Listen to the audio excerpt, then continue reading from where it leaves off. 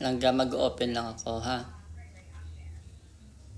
Ano, na napapagod na kasi ako eh.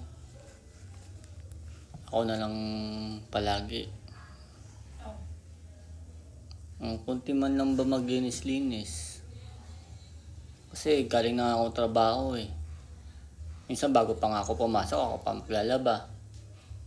Maghugas ng plato. Tapos paghugas ng pinggan. Pag uwi ko, ako pa magluluto. Nakakapagod din kasi. Ayun yung sabi ni Robert sa asawa niya.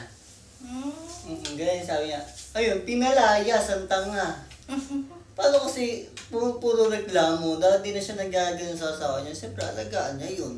Diba? Ganun talaga. Dapat di na siya nagre-reklamo.